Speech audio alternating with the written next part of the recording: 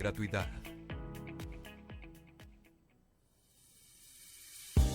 En el Mostrador Podcast continúa Al Pan Pan con Mirna Schindler, la conversación que buscas para comenzar tu mañana.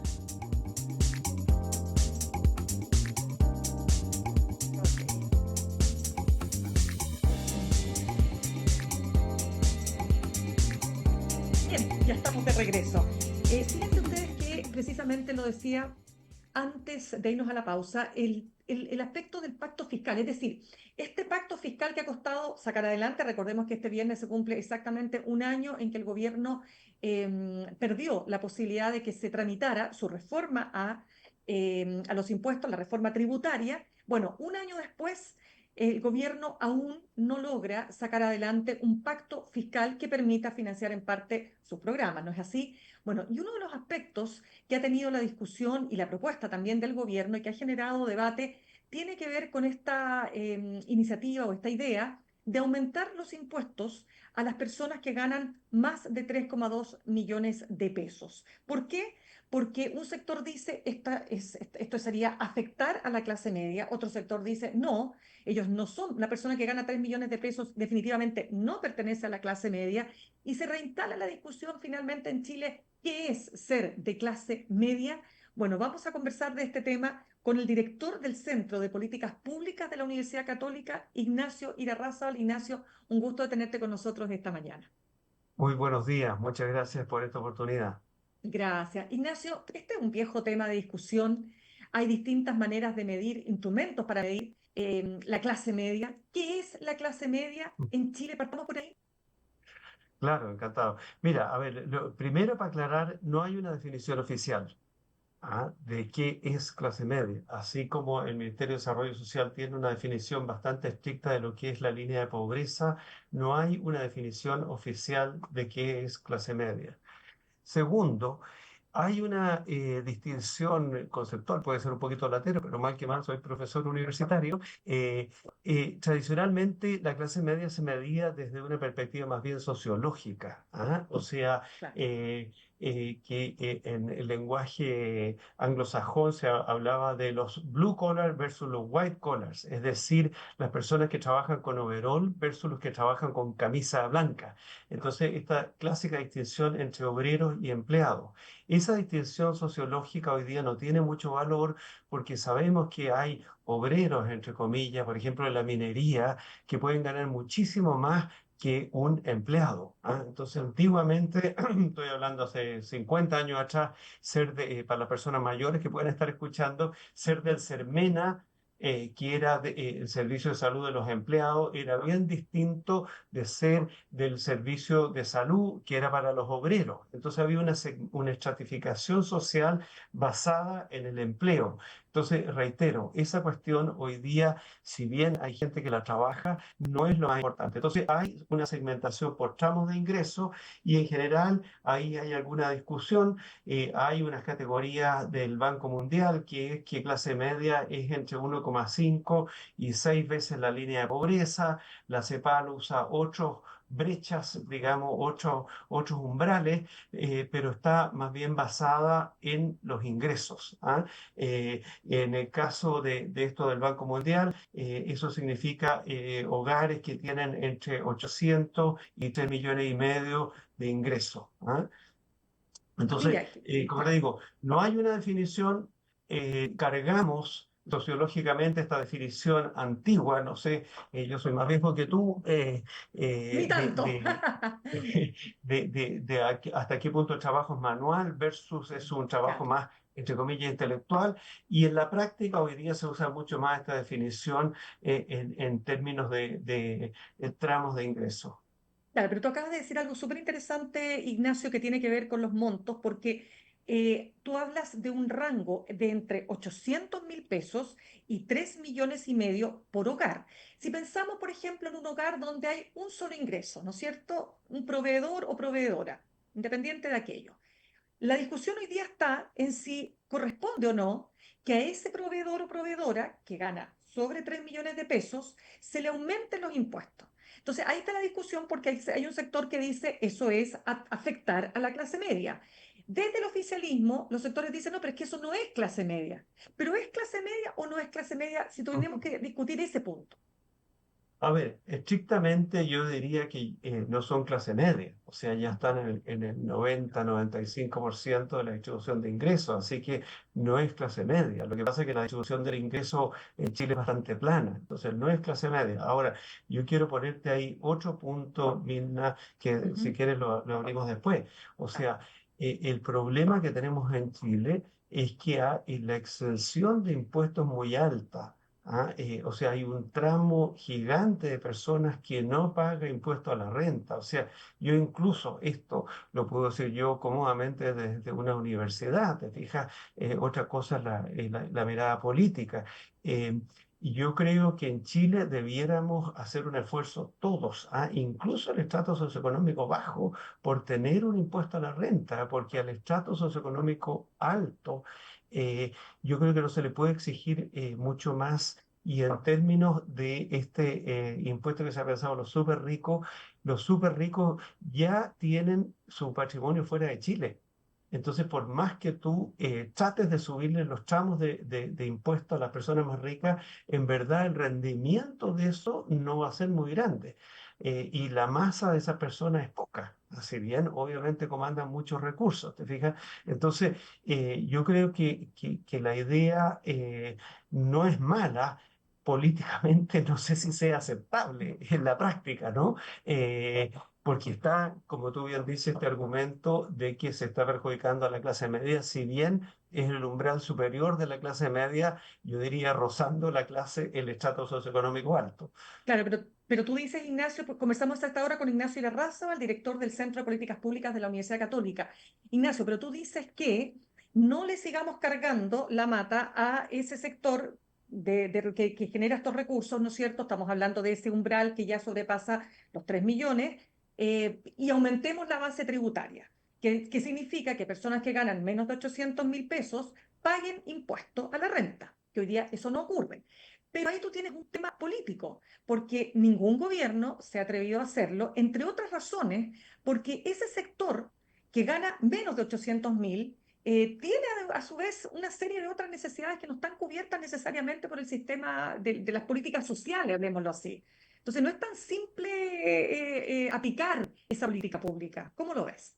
No, no, yo creo que realmente es muy difícil, es muy difícil en términos políticos, ¿te fijas? Ahora, la clase media igual recibe beneficios del Estado, la clase media puede tener sus hijos en la gratuidad universitaria, pueden tener un montón de beneficios del Estado. Si tú lo miras en términos de la encuesta CACEN, que es, como tú sabes, la fuente de información más importante, por supuesto que proporcionalmente la clase media tiene menos transferencias monetarias, que es el concepto que se utiliza, que el nivel más bajo, Claro. el estrato socioeconómico bajo. Pero aquí hay, yo creo, yo estoy hablando, reitero, desde una posición más cómoda, desde la universidad, no estoy implementando las políticas, Ujú. pero yo creo que es una señal muy importante que todo, yo te diría que todo, fíjate tú que hay un 40, casi un 50% de la población que no paga impuesto a la renta, que son personas que evidentemente tienen un ingreso bajo, personas que tienen bajo 1 millón de pesos. Esas personas igual pagan IVA, igual pagan impuestos a los combustibles, igual pagan impuestos al tabaco, etcétera. Eso no es que no paguen ningún impuesto, pero el impuesto a la renta tiene una, un impacto muy importante porque las personas ven su descuento de su liquidación de salario y yo te diría que hay ahí de nuevo apelo un poquito a la sociología, hay una Ujú. cuestión súper importante porque esa persona se da cuenta que está aportando al país en términos de sus ingresos y por lo tanto va a tener más cuidado, más preocupación por las decisiones políticas que se hagan con ese ingreso que deja de percibir, ¿te fijas? Entonces, yo creo que hay un mensaje sociológico, por así decirlo, que es bien, bien importante. Claro, pero la pregunta entonces, Ignacio, sería, ok, suponte tú que tuviéramos efectivamente un gobierno que dice hay que ampliar la base tributaria. La pregunta es, ¿cuál es el incentivo que le das tú a ese segmento que se incorpora para pagar impuestos. O sea, porque algunos plantean que tiene que haber un incentivo, tú tienes que demostrarle que, mire, con estos mayores impuestos usted va a tener acceso a tales y cuales beneficios, ¿o no? Claro, o sea, los incentivos, yo te diría que aquí es un equilibrio muy complejo, ¿te fijas? Obviamente que nadie, por lo menos yo, honestamente, que soy una persona que me dedico al tema de política pública, nadie tiene incentivo a pagar más impuestos, ¿ah? Nadie Pero quiere aquí pagar más hay, impuestos, claro. claro, aquí hay un tema bien importante de pertenencia a una sociedad y un aporte solidario que uno tiene que hacer, ¿ah? Ahora, la disposición a pagar más impuestos, nosotros acabamos de sacar un estudio sobre la confianza institucional, tiene que ver también con la efectividad del Estado, la probidad del Estado. Te fijas, si tú me apelas como a esa disposición psicológica, no es una cuestión meramente transaccional. Porque el Estado no se rige obviamente por las reglas de mercado. Te fijas, cuando tú vas a una multitienda, tú dices, ok, voy a comprar este producto y voy a obtener un X beneficio que lo valoro más allá del precio o en el precio que estoy pagando. Entonces, aquí no es una cuestión meramente transaccional. O sea, a mí me sacan de mis ingresos 10, 15, 50, 100, 1 millón de pesos, y con eso voy a obtener una retribución del mismo monto. No, esto no es transaccional, ¿te fijas? Pero sí se da una señal importante de que todos contribuimos al bienestar de la sociedad, ¿te fijas? Yo creo que ese mensaje es súper importante darlo, pero es costoso porque tú pones un punto bien importante. Tenemos una mirada bastante transaccional de las cosas, ¿ah? Claro, lo que pasa es que, déjame volver al punto. Una persona que gana hoy día 500.000 pesos, la mediana, ¿no es cierto? Hoy día, ¿cuánto está? En 502.000, si no me equivoco, la Sí, mitad de los trabajadores. aprox. Claro, Sí, te fijas, entonces uno dice, mira, cualquiera que baja, que tiene que llevar adelante un hogar, sabe lo que cuesta todo en Chile, ¿no es cierto? Los supermercados, es decir, la comida, los insumos, la ropa, es decir, un país que es muy caro. Lo dicen personas que vienen de afuera, siempre te lo dicen, oye, qué caro es Chile. Claro, caro y con sueldos que son bajos. Las razones las podemos discutir en otra conversación. El punto es que si tú a ese sector más encima le aumentan los impuestos, entonces es como, ¿pero qué es esto? O sea, ya me cuesta la vida, ya me cuesta llegar a fin de mes. no, ¿Cómo? ¿Te fijas o to- no? totalmente, totalmente. Si lo que Claro. te digo es que yo no estoy defendiendo a los más ricos.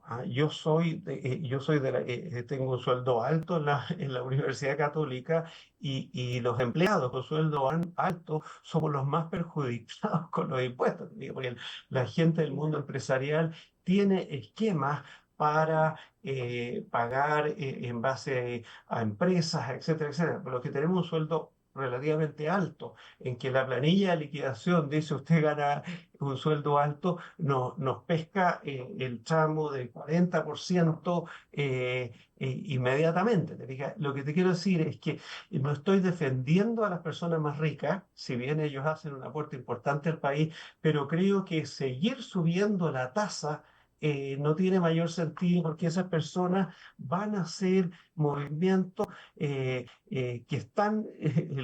son legales, ¿no es cierto?, para tener una tasa más baja, ¿te fijas? Entonces, y la forma que tenemos para incorporar una masa de recaudación más grande es pidiéndole un aporte a todos. Ahora, en el tramo inferior se podrá hacer, no sé, un 2% del impuesto a la renta, porque estos tramos son escalonados, ¿te fijas? Pero Claro. el tramo más grande de personas son cerca de un 50% de personas que están bajo 1 millón de pesos y eso aporta cero impuesto a la renta. ¿Te fijas? Claro. Sí pagan IVA y sí pagan los otros impuestos indirectos.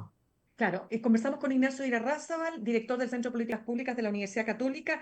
Ignacio, lo que pasa acá es que tú lo planteabas también. Efectivamente, las transferencias del Estado, ¿no es cierto? Como la gratuidad, por ejemplo, porque si tú me hablas de la gratuidad, pero convengamos que el segmento que obtiene gratuidad es el segmento más pobre. O sea, una persona que tiene un ingreso familiar, no sé, de 1,5 millones, que pucha que le haría bien una gratuidad pues le va a costar mucho que se le asigne una gratuidad. Otra cosa es que consiga crédito con aval del Estado, pero es otro tema. Entonces la pregunta es, esa clase media que siente que por un lado no tiene los beneficios del Estado y por otro no tiene los ingresos suficientes para vivir, digamos, para llegar tranquila a fin de mes. Ese segmento que se siente siempre entre el jamón y el sándwich, o sea, como el jamón del sándwich, quiero decir. O sea, ¿qué porcentaje representa de la configuración socioeconómica en Chile?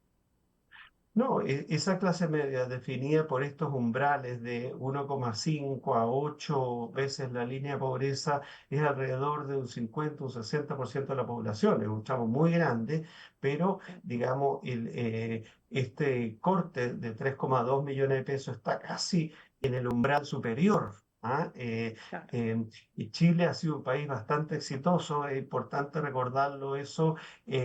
La clase media medida bajo estos tramos ha ido subiendo en el tiempo en términos proporcionales, lo que es una buena noticia, pero la clase media en Chile, yo te diría que en Latinoamérica, es un segmento que es inestable, o sea, una pérdida de empleo, cualquier situación hace que tú pierdas esa condición de clase media, sobre todo esta clase media que está medida en base a estos tramos de ingreso. A diferencia de antes, esa definición que te daba al principio de estos estratos socioeconómicos medidos por categorías ocupacionales, ¿ah? En que las personas ponían mucho empeño, yo pasé de ser obrero a ser empleado, fíjate, y eso era un gran logro en términos de su estratificación social, ¿te fijas? En la clase media, la pertenencia a estos segmentos hoy día es muy móvil y esos son los riesgos que se tienen. Ahora, aún así, esa clase media, te reitero, hay cerca de un 40% que obtiene gratuidad. ¿Ah? Entonces, hay cerca de un porcentaje altísimo, cerca de un 80% que tiene acceso a FONASA. ¿Ah? Que está haciendo, como tú sabes, FONASA, Ujú. buena parte de las personas que cotizan en FONASA, sus prestaciones son subsidiadas por el Estado. Entonces, de nuevo, no es transaccional exacto. ¿Ah? O sea, la cotización de esas personas no paga en general las prestaciones que ellos reciben con su cotización en FONASA. Ahora, esa insatisfacción que siente esa clase media que tiene que endeudarse muchas veces, ¿no es cierto?, para poder hacer frente a todos sus gastos, ¿no? ¿Cuánto dirías tú que influyó en el estallido social? O sea, yo creo que en fin, las causas del estallido social es una discusión larguísima, ¿ah? Sin duda. Pero claramente nosotros lo vimos en la encuesta bicentenario que tenemos en la Universidad Católica. Nosotros hicimos esa encuesta el año 2019, un poquito antes del estallido social, teníamos el trabajo de campo hecho y había una frustración fuerte, particularmente una percepción de frustración fuertemente en lo que podríamos llamar ahora clase media y algo también en el estrato socioeconómico bajo. Y eso medido por indicadores de percepción. O sea, ¿usted cree que en Chile una persona pobre puede salir de la pobreza? ¿Usted cree que si su hijo le va bien, podrá acceder a la universidad? En fin, un montón de indicadores de esa naturaleza y nosotros vemos en esa encuesta una caída estadísticamente significativa entre el año 2018 y el año 2019. O sea, y claramente eso también las cifras duras lo muestran. Te fijas, Chile era un país que iba creciendo, los ingresos de las personas fuertemente y el año 2019 se estancan. ¿Ah? Ahora, otra cosa, en fin, no nos metamos, bueno, tú eres la conductora. No, no, no, dale nomás, por Eh, favor. o sea, ir a las causas del estallido social es súper complejo, ¿te Ah, fijas? pero por Si es que supuesto. eso ilegitima o no la violencia que hubo, pero claramente había una frustración social de un país que iba con mucha fuerza hacia arriba y el año 2019 estábamos estancados, sí, sí, eso es un hecho. ¿Ah? Ahora, Claro. si se legitima, qué lo originó, bla, bla, bla, es un tema larguísimo a discutir. Claro, pero aquí lo quiero vincular con el tema de lo que se está discutiendo hoy día, ¿no? En el Parlamento, como la reforma a las pensiones, porque ese es un tema sumamente sensible, no solo para Chile, sino para cualquier parte del mundo. O sea, envejecer con dignidad, o sea, saber que cuando tú envejezcas, ¿no? No vas a estar en la pobreza, que es el drama que sufre una parte importante de la población. Entonces, ¿cómo ves tú esa situación? ¿Cómo ves tú la discusión que sea en el Parlamento? La incapacidad que hasta el minuto se observa de poder llegar a acuerdos, ¿no? No, eso ha sido bien penoso. Llevamos, no sé, más de 10 años discutiendo la reforma previsional. Yo creo que la PGU, que se introdujo en el segundo gobierno de Sebastián Piñera, yo creo que hace un cambio radical, súper importante. ¿Ah? O sea, todos los estudios muestran que la PGU te da una base bien importante sobre todo para los sectores de estratos socioeconómicos bajos y medios. ¿Ah? Ahora, tenemos todo este tema de las lagunas previsionales, tenemos este tema de la informalidad. Entonces, sí, es realmente frustrante que no podamos llegar a acuerdo en términos de las pensiones. Yo creo que eso, digamos, grita que podamos llegar a un acuerdo. Ahora, el mix de cuánto es cotización individual, cuánto es solidario, es una discusión bien compleja. Hay análisis para los dos lados y lo que ha hecho nuestro colega aquí en la Universidad Católica es bien importante. ¿Cuánto es la tasa de reposición que tú debieras esperar? Porque si tú le pones, como que estaba en la discusión, si tú le pones, le sumas la PGU, la tasa de reposición, lo que ha calculado David es que no es Muy tan baja bravo. en el contexto de la OECD. Ahora, igual la PGU, claro, si a mí me pagan la PGU, claro, es poco, digamos, para mí estándar de vida, por supuesto. Pero es que eso es lo que dice, por ejemplo, Guillermo Larraín, ex superintendente de pensiones o de AFP. Él señala que la PGU por sí misma no resuelve el problema de la clase media. O sea, sí, le resuelve a los sectores más vulnerables de todas maneras, absolutamente. Pero a una persona de clase media, en el rango que estamos conversando, no le va a aumentar significativamente su pensión. Y ahí está puesta la atención. Te fijas de nuevo, tú ganabas un sueldo, tu tasa de reemplazo está por lejos, ¿no es cierto?, de lo que tú ganabas, ¿no? Y de nuevo tú te empobreces. Y ahí viene toda también esa discusión que te acuerdas que a la luz del proceso constitucional tengo que pagar los bienes Las raíces, ¿no es cierto? contribuciones. Las famosas contribuciones, tengo que vender la casa porque ya no me alcanza para pagar. O sea, es como que en Chile envejecer es igual a empobrecer. Unos empobrecen más, por supuesto, que otros, sin duda, pero es como que definitivamente hay un sino ahí que no hemos podido romper, Ignacio. No, claro, o sea, el equilibrio es muy complejo, lo que tú dices. Los economistas hablan de este concepto del P por Q, ¿ah? Precio por cantidad. ¿Ah? Entonces, es bien importante entender si la clase media, como hablábamos, un 50 o un 60%, bueno, subir la pensión, la PGU, para que sea realmente un monto muy significativo para la clase media, es una cuestión inabordable en términos económicos. Nosotros hicimos un ejercicio previo a la campaña presidencial en la cual fue electo el presidente Boric. Estaba sobre la mesa esta discusión del ingreso básico universal que se ha ido olvidando. O sea, para tener una transferencia que sea significativa, los montos de recursos que hay que movilizar son de una magnitud absolutamente imposible. ¿Te fijas? Entonces, yo creo que el gobierno, no sé si va a ser viable políticamente, pero yo creo que tenemos que acercarnos, y eso es lo que pasa en la OECD, que todos los tramos de ingresos contribuyen proporcionalmente algo desde el impuesto a la renta. ¿Ah? Y yo te diría que yo no soy especialista en finanzas públicas, pero creo que el impuesto a los súper ricos no nos va a rendir mucho. El royalty lo tenemos, estamos en el límite ahí hasta donde entiendo, porque nuestra competitividad en la minería también estamos compitiendo con nuestros vecinos peruanos. Entonces, por ahí ya se hizo un esfuerzo, no sé cuánto más se puede hacer. El IVA tampoco se puede subir más porque sabemos que el IVA tiene un componente regresivo, ¿no es cierto? Porque Claro. tú tienes que pagar el 19% y cuando eres tú precisamente pobre tienes que dejar de consumir un 19% porque tienes que destinarlo a impuestos. Entonces, por el lado del IVA tampoco lo veo. Puede que haya algún espacio, no tengo idea, en el impuesto al tabaco, a los alcoholes. No creo que a los combustibles, porque si subimos el impuesto a los combustibles vamos a tener huelga de camioneros al tiro y además que el precio del transporte no sube toda la canasta básica de todos los consumos. Entonces, yo te diría que el gobierno está en una posición bien estrecha, ¿te fijas? Es más, volviendo a lo que tú decías de los arreglos previsionales, una cuestión que está en discusión, que parte de ese 6% sería financiar el sistema de cuidado, que en el fondo es un impuesto general, no es una contribución al sistema de pensiones. Entonces, de nuevo, también ahí hay una tensión. Entonces, gracias a Dios que yo no estoy en el gobierno y no tengo que poner la fórmula. ¿Ah? Me imagino que Es esta difícil. conversación es para tratar de explicar un poco Absolutamente.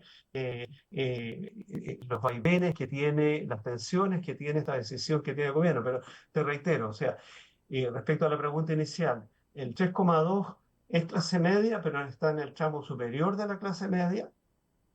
Eso es una verdad.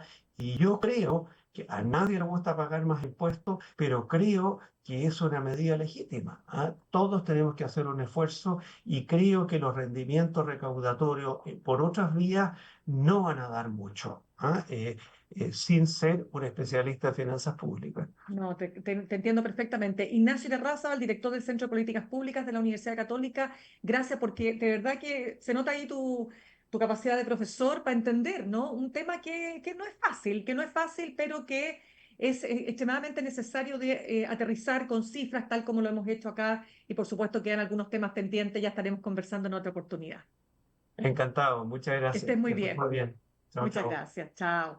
Saludamos a nuestros auspiciadores, Universidad Academia de Humanismo Cristiano, porque ha llegado el tiempo de cumplir tus sueños, de construir tu futuro, de aprender para transformar. Universidad Academia de Humanismo Cristiano, creamos futuro, acreditada y adscrita a gratuidad. Y ahorrar cotidianamente se puede y de forma organizada, rápida y online con Ahorrando, la nueva funcionalidad de tu app Copeuch, en donde puedes programar ahorros de manera fácil y entretenida, eligiendo tus propias reglas y metas. Haz que el ahorro sea parte de tu vida con Ahorrando de Copeuch. Más información en copeuch.cl. Me despido, los dejo con Fran Castillo, juntos y revueltos. Nos reencontramos mañana a las 8 en punto aquí en Alpampan, en elmostrador.cl. Que tengan un muy buen día. Comprometidos con la innovación y la inclusión, Universidad Academia de Humanismo Cristiano, creamos futuro. Y Copeuch Inversiones, el sitio donde todos pueden invertir, presentaron Al Pan Pan en el Mostrador Podcast. Cerramos por hoy Al Pan Pan con Mirna Schindler. De lunes a viernes de 8 a 9 de la mañana, entrevistas para partir el día. El Mostrador Podcast, el poder de la independencia.